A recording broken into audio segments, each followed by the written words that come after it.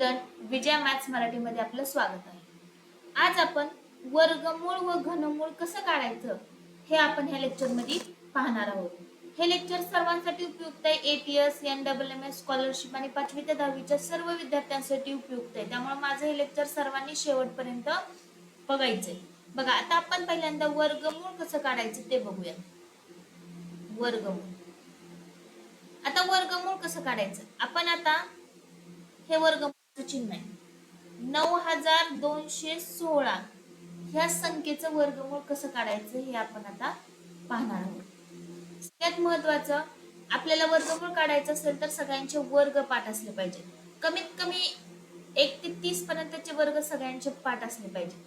आता आपण इथं 1 ते 10 पर्यंतचे लिहूयात. 1 चा वर्ग 1, 2 चा वर्ग 4, 3 चा वर्ग 9, 4 चा वर्ग 16, 5 चा वर्ग 25, 6 चा वर्ग 36, 7 चा वर्ग 49, 8 चा वर्ग 64, 9 चा वर्ग 81 आणि 10 चा वर्ग 100. आता मी इथं 10 पर्यंत लिहिलेत का तर मला इथं गरजेचं आहे ते म्हणून त्याच्यामुळे मी लिहिले. तुम्ही कमीत कमी 30 पर्यंतचे पाठ ठेवा आणि मी जरी सांगते त्या पद्धतीने प्रत्येक गणित सोडवा, तुम्हाला 100% वर्गमूळ निघेल. मोठ्यातल्या मोठ्या संख्येचं सुद्धा वर्गमूळ तुम्हाला मी ह्या पद्धतीने सांगते त्या पद्धतीने निघेल. आता शेवटी कोणती संख्या आहे? 9216 च्या शेवटी 6. मग आता शेवटी 6 आहे, मग इथं कोणत्या कोणत्या वर्गमूळाच्या शेवटी 6 आहे? ही जी आपण काढलेली आहे ती वर्गमूळ आहे, ही वर्ग आहे. कोणकोणत्या वर्गमूळाच्या शेवटी 6 आहे रे? इथं 16 आणि दुसरं कुठं? इथं 36. मग 16 कितीचं वर्गमूळ आहे रे? 4चं. 36 कितीचं वर्गमूळ आहे? 6चं. बघा मी काय म्हणते, शेवटी 6 आहे, मग कोणकोणत्या वर्गमूळाच्या शेवटी 6 आहे? का तर ही जी 9216 हे वर्गमूळच आहे. मग आपल्याला पण इथं कोणकोणत्या वर्गमूळाच्या शेवटी 6 आहे ते बघायचंय. मग कोणकोणत्या? 16 आणि 36. मग 16 कितीचं वर्गमूळ आहे? 4चं. 36 कितीचं वर्गमूळ आहे? 6चं. म्हणजे शेवटी 4 किंवा 6 संख्या येणं फिक्स आहे. का तर इथं 6 आहे त्यामुळे इथं कोणकोणत्या वर्गमूळाच्या शेवटी 6 आहे बघितलं आणि 4 शेवटी येणं हे फिक्स आहे.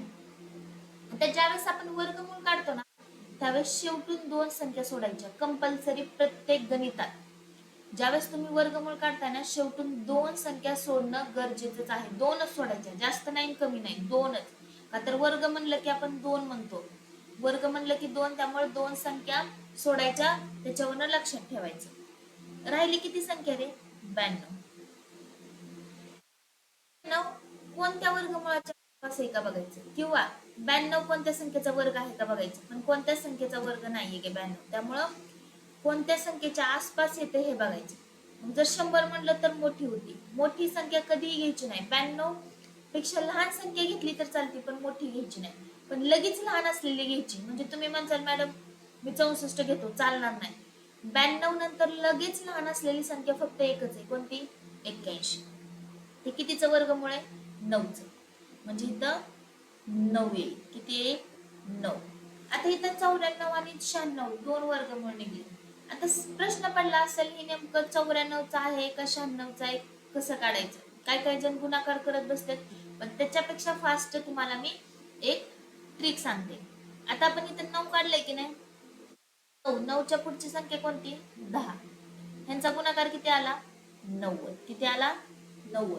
आता लक्षात काय ठेवायचं, आपलं जे गुणाकार करून उत्तर आले ना त्याच्यापेक्षा इथली संख्या जर मोठी असेल तर मोठ्या संख्येचा वर्ग म्हणायचा आणि 90 पेक्षा इथली संख्या जर लहान असेल तर लहान संख्येचा वर्ग म्हणायचा.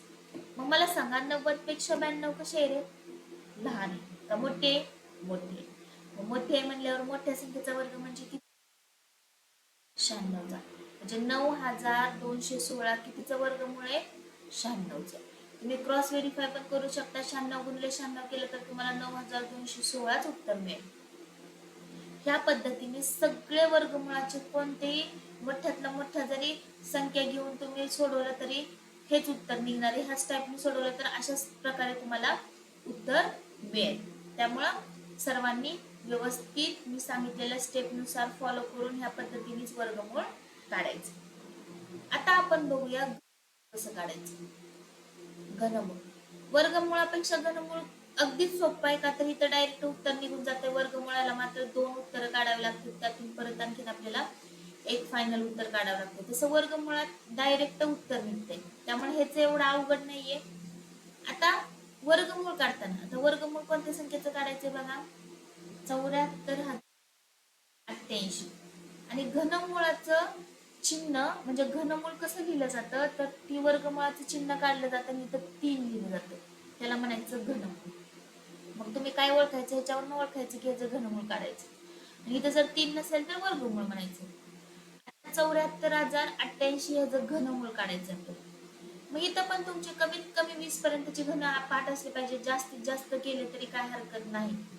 1 चा घन 1, 2 चा घन 8, 3 चा घन 27, 4 चा घन 64, 5 चा घन 125, 6 चा घन 216, 7 चा घन 343, 8 चा घन 512, 9 चा घन 729 आणि 10 चा घन 1000. असं मी 10 पर्यंतचे घन लिहिलं का, तर मला इथं गरज आहे म्हणून. तुमचे सगळ्यांचे पाठ पाहिजेत ते 20 पर्यंत, जास्तीत जास्त तुम्ही किती पर्यंत शकता, पण 20 पर्यंत पाठ ठेवा. चला आता आपण बघूयात घनमूळ कसं काढायचं. सेम इथं संख्या किती आहे रे, 8. शेवटी 8 आहे इथं. कोणत्या घनमुळाची शेवटी, फक्त इथं 8 आहे, बरोबर आहे. इथं 2च्या घनमुळाची शेवटी 8 आहे, म्हणजे शेवटी 2 येईल हे फिक्स आहे का, तर इथं शेवटी 8 आहे आणि इथं पण आपल्या इथं 8 आहे, त्यामुळे नक्की शेवटी 2 येणं हे फिक्स आहे.